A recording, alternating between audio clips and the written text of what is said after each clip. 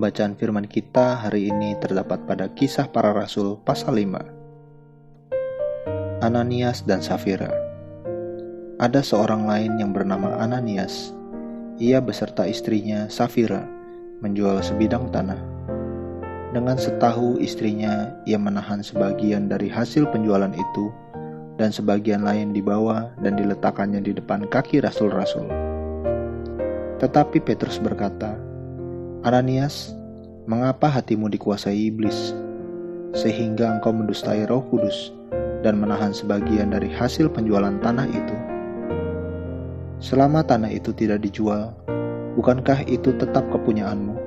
Dan setelah dijual, bukankah hasilnya itu tetap dalam kuasamu? Mengapa engkau merencanakan perbuatan itu dalam hatimu? Engkau bukan mendustai manusia, tetapi mendustai Allah." Ketika mendengar perkataan itu, rebahlah Ananias dan putuslah nyawanya.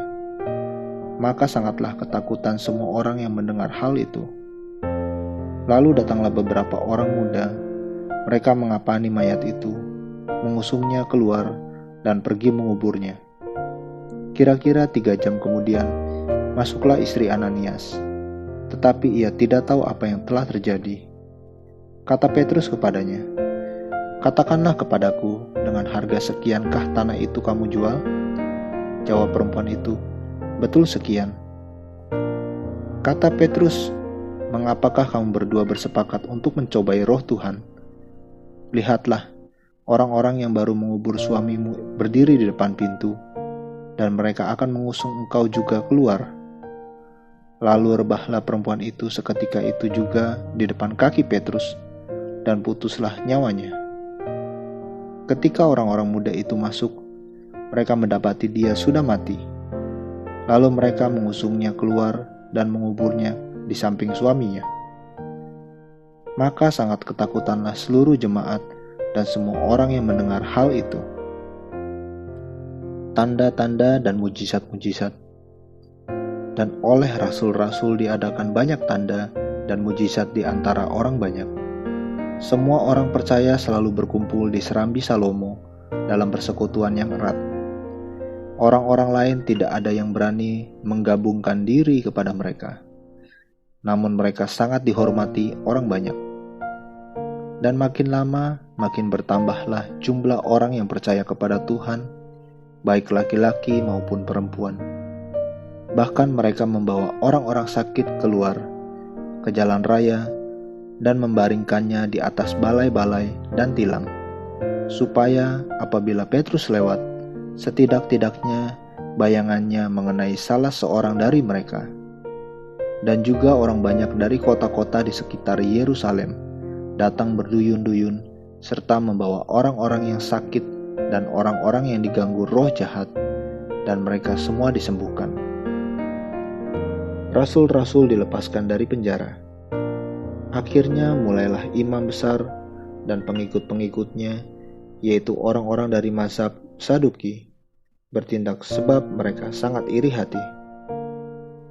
Mereka menangkap rasul-rasul itu, lalu memasukkan mereka ke dalam penjara kota. Tetapi waktu malam seorang malaikat Tuhan membuka pintu-pintu penjara itu dan membawa mereka keluar. Katanya, "Pergilah, berdirilah di bait Allah, dan beritakanlah seluruh firman hidup itu kepada orang banyak." Mereka mentaati pesan itu, dan menjelang pagi, masuklah mereka ke dalam bait Allah, lalu mulai mengajar di situ. Sementara itu, imam besar dan pengikut-pengikutnya menyuruh mahkamah agama berkumpul, yaitu seluruh majelis tua-tua bangsa Israel, dan mereka menyuruh mengambil rasul-rasul itu dari penjara. Tetapi ketika pejabat-pejabat datang ke penjara, mereka tidak menemukan rasul-rasul itu di situ. Lalu mereka kembali dan memberitahukan.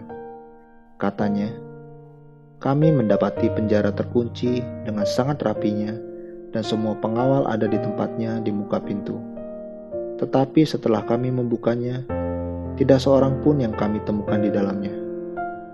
Ketika kepala pengawal bait Allah dan imam-imam kepala mendengar laporan itu, mereka cemas dan bertanya, apa yang telah terjadi dengan rasul-rasul itu. Tetapi datanglah seorang mendapatkan mereka dengan kabar, "Lihat, orang-orang yang telah kamu masukkan ke dalam penjara ada di dalam bait Allah, dan mereka mengajar orang banyak." Rasul-rasul di hadapan mahkamah agama. Nasihat Gamaliel. Maka pergilah kepala pengawal serta orang-orangnya ke bait Allah, lalu mengambil kedua rasul itu, tetapi tidak dengan kekerasan, karena mereka takut kalau-kalau orang banyak melempari mereka.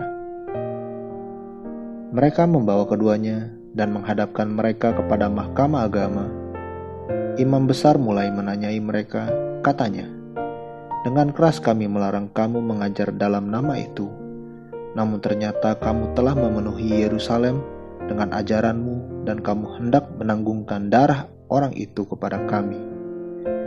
Tetapi Petrus dan rasul-rasul itu menjawab, katanya, "Kita harus lebih taat kepada Allah daripada kepada manusia.